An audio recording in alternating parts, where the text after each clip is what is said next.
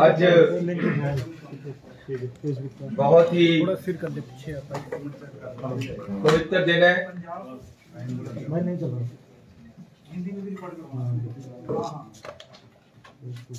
सतगुरु नानक प्रगटिया, मिट्टी धुंध जग चानण हुआ। आज श्री गुरु नानक देव जी का गुरपुरब है। मैं पूरे पंजाबियों नूं इस शुभ दिहाड़े की बहुत बहुत बधाई देना। बहुत ही महत्वपूर्ण दिन है। ते अज एक बधाई होर देनी है कि असी श्री चमकौर साहब विखे सिख इतिहास नूं दर्शाउंदा होया एक बहुत बड़ा म्यूजियम सिख संगतां नूं, गुरु नानक नाम लेवा संगतां नूं, पंजाबियां नूं समर्पित कीता है। इहदे विच 14 गैलरियां है जिहदे विच पूरे सिख इतिहास नूं फिल्माया गया है। एक बहुत खूबसूरत अजूबा बनिया है जिहदा कि मानयोग गवर्नर पंजाब ने अज उद्घाटन किया है। ये 2006 दे विच कैप्टन अमरिंदर सिंह जी की सरकार ने शुरू किया सी। उस तो बाद श्रोमणी अकाली दल की सरकार आ गई। 10 साल उन्होंने इस वंड तो बंद रखा। लेकिन हुण जदों फिर कांग्रेस सरकार आई तो जदों मैनू टूरिज्म ते कल्चरल डिपार्टमेंट मिलिया, गुरु नानक साहब का जन्मदिन 550वां साला मनाया गया, जिसकी पूरे देश विदेश में सलाघा हुई। उस तो बाद इसनूं मैं फिर दिन रात लगा के आप इसनूं बनवाया। एक बहुत ही खूबसूरत चीज बनी है, कोई टिकट नहीं है। मैं समूह गुरु नानक नाम लेवा पंजाबियों नूं बेनती करना कि इहनूं देख के जाओ ताकि साडे बच्चों नूं, आने वाली जनरेशनां नूं सिख कौम बारे, सिख कौम के गुरुआं बारे, सिख कौम दीयां शहादतां बारे ते खालसा राज किस तरह स्थापित होया, किस तरह बंदा सिंह बहादुर जी ने इट दी इट नाल इट बजाई, वो सारा कुछ इस म्यूजियम दे विच अच्छी तरह फिल्माया गया है। तुसीं सारे जणिਆਂ ਨੂੰ मैं आमंत्रित करदा कि चमकौर साहब आके इसनूं देख के जाण। सिख इतिहास दे विच एक बहुत बड़ी अजूबा जिहड़ा बन के अज सिख संगतां नूं असीं समर्पित कीता है।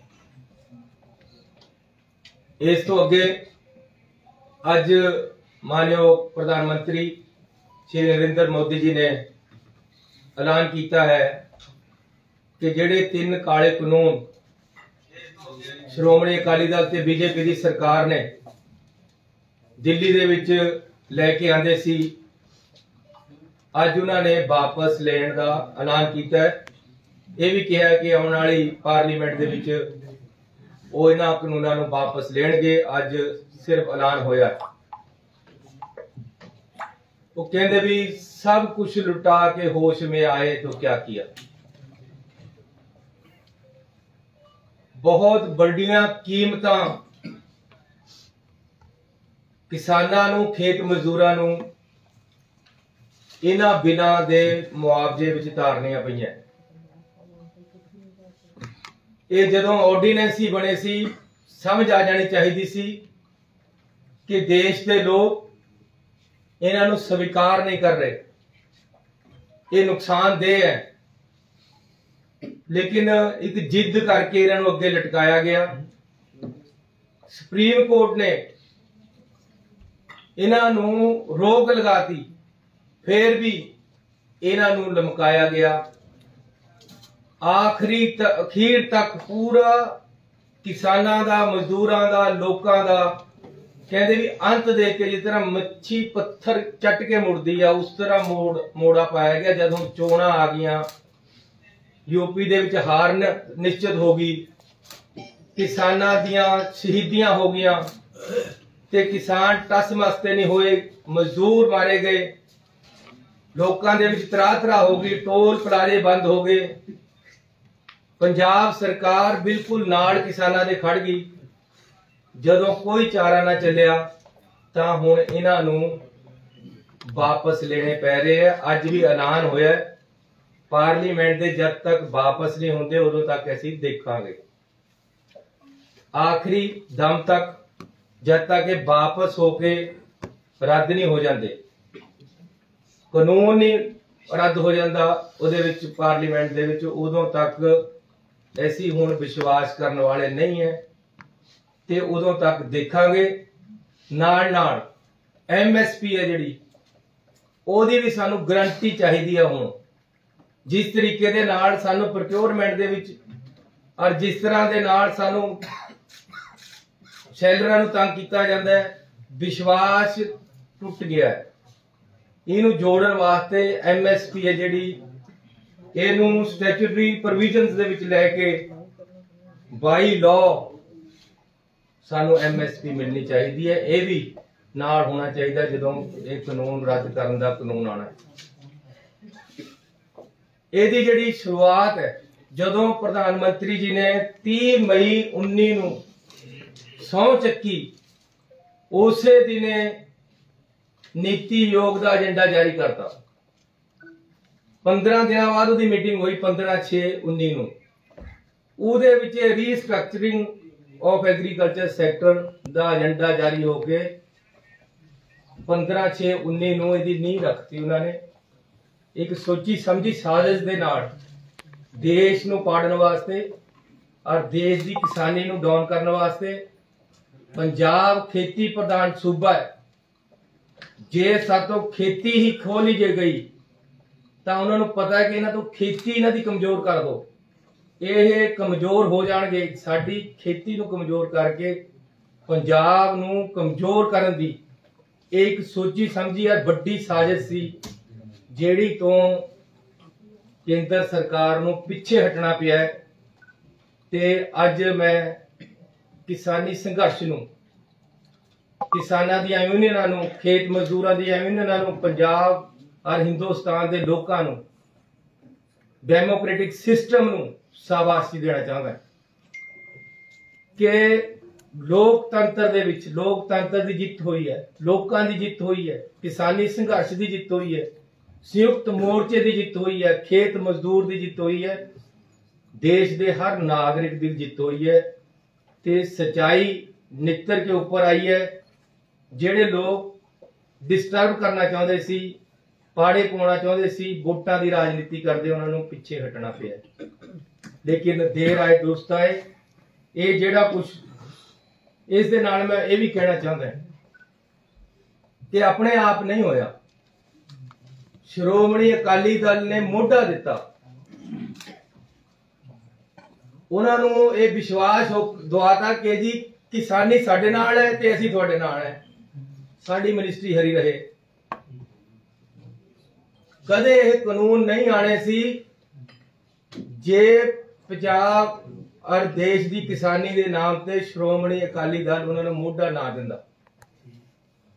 ये उन्होंने अपना मोढा दिता, अगले ने बंदूक धरी। लेकिन जदों किसानां ने श्रोमणी अकाली दल के प्रधान का घर रोक लिया, चारे पासे ते निकलना बंद हो गया, एक किसान की उत्थे शहीदी हो गई, चारा ना चलिया, पंजाब च बढ़ना बंद करता इन्हां दा।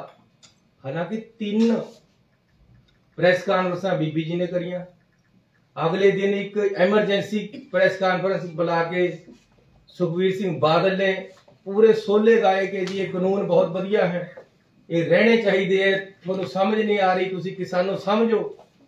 इत्थे तक कि प्रकाश सिंह बादल बुजुर्ग होने के बावजूद भी उन्हां तो भी एक प्रेस कानफ्रेंस करा के उन्हां तो भी बयान दवा दिता गया कि जी ये कानून चंगे हैं।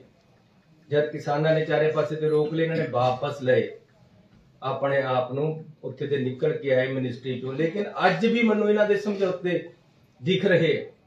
अज भी यही कहते कि जब तक कानून वापस नहीं लेते, जब तक असीं बखरे हैं।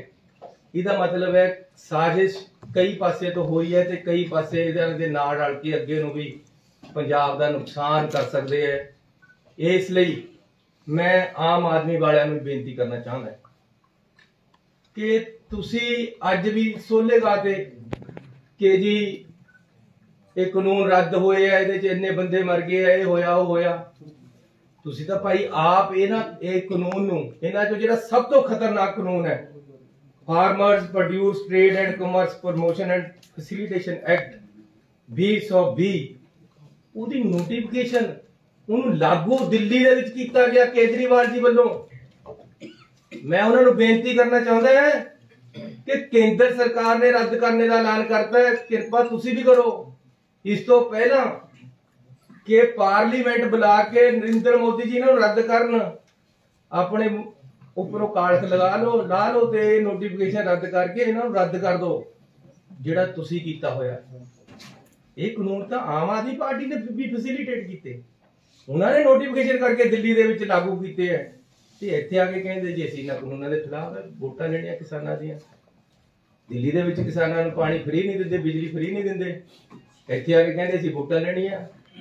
लेकिन मैं कहना इन्हां तो वोटां दी राजनीति नहीं होनी चाहिए। ये राजनीतिक गल नहीं है, ये समाज और देश की एकता अखंडता और किसानी जिहड़ा कि साडा अन्नदाता है उसनूं भखारी बनाउण दी जिहड़ी सोच है उस दे खिलाफ ये संघर्ष जिहड़ा होया संयुक्त मोर्चा दा अज उसकी जित हुई है। मैं संयुक्त मोर्चा नूं, खेत मजदूरां नूं, किसानां नूं, पंजाब दे लोकां नूं, देश दे लोकां नूं, डेमोक्रेटिक सिस्टम नूं बधाई दिना जिहड़ा कि यह कानून वापस ले गए है। वापस अजे होने हैं, जब तक ये वापस नहीं होंदे सानूं पहरा देण दी लोड़ है, सानूं चकन्ने लैण दी लोड़ है। ये ना होण कि जी लड्डू मुक गए, यार ने टुट गए, भैड़ी यारी लड्डूआं दी, वोटां तक सीमित न रहण। ये लोग ये कानून वापस तो होने हैं ते MSP जिहड़ा वो कानून दे रूप विच मिले। ते मैं बेनती करना चाहुंदा कि सरकार पंजाब दे विच किसान हितैषी है, मजदूर हितैषी है, हर वर्ग दे नाल असीं मिल के चलना चाहते हैं। ते जिहड़े किसान मैं पहला ऐलान कर चुकिया इहदे विच संघर्ष दे विच शहीद होए है, ये कोई मैं अज नहीं कह रहा, मैं पहले दिन तो कह रहा ते असीं दे भी रहे नौकरियां, असीं सारिआं नूं उन्हां नूं एक परिवार नूं नौकरी दे रहे दवांगे। ते नाल एक मैमोरीअल इस संघर्ष के नाम ते किसान यूनियन जिस तरह उसका नाम दसणगे, ऐसी एक पंजाब दे विच ढुकवीं जगह ते बड़ा मैमोरीअल इस संघर्ष दे, क्योंकि लोकां दा संघर्ष है। आजादी तो बाद जे कोई बड़ा संघर्ष चलिया तां इह है जिहने पंजाब ही नहीं पूरे देश विच डेमोक्रेटिक सिस्टम नूं तगड़ा कीता है, डिक्टेटरशिप नूं नत्थ पाई है, डिक्टेटरशिप नूं कहा कि इत्थे तुहाडे वास्ते कोई जगह नहीं है, ये लोकां दा राज है, लोकां दे मुताबिक चलेगा, तुसी एक तरफा डिसीजन नहीं कर सकते। ये नहीं है कि वोटां पार्लीमेंट च पईयां ही नहीं तुहानूं पूरियां, तुसी कानून लागू करता, राज्य सभा च वोटां पाईयां ही नहीं, कानून लागू करता। इस तरह नहीं चलना, लोकां दा ही राज चलना है। मुड़ के देश दे विच एक डेमोक्रेटिक सिस्टम सही तरीके नाल चले, लोकतंत्र सही तरीके नाल चले, वो होया। इसलिए ऐसी इस संघर्ष दा एक मैमोरीअल पंजाब दे विच बनावांगे और बड़े पद्धर दा बनेगा।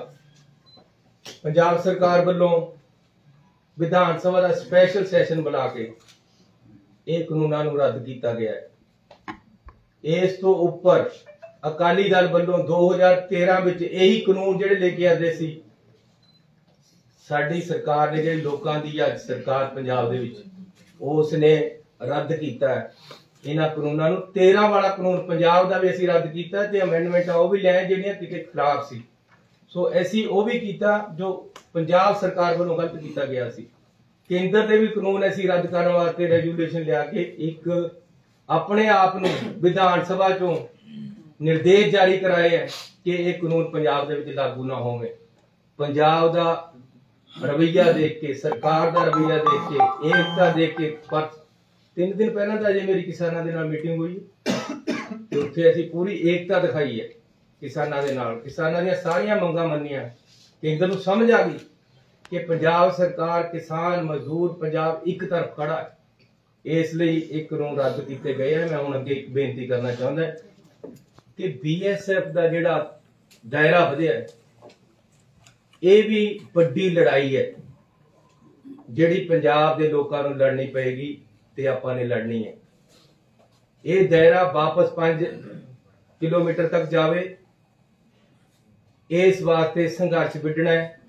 ਅਸੀਂ ਵਿਧਾਨ ਸਭਾ ਦੇ ਵਿੱਚ ਪਾਸ ਕਰ ਚੁੱਕੇ ਹਾਂ, ਸਾਰੀਆਂ ਪਾਰਟੀਆਂ ਦਾ ਇੱਕ ਵਫਦ ਬੁਲਾ ਕੇ ਉਹਨਾਂ ਨੂੰ ਬੇਨਤੀ ਕਰਕੇ ਡਿਸਕਸ਼ਨ ਕਰ ਚੁੱਕੇ ਹਾਂ। ਜੋ ਮਤਾ ਉਹਨਾਂ ਨੇ ਕਿਹਾ ਸੀ ਵਿਧਾਨ ਸਭਾ ਬੁਲਾ ਕੇ ਪਾਇਆ ਹੈ।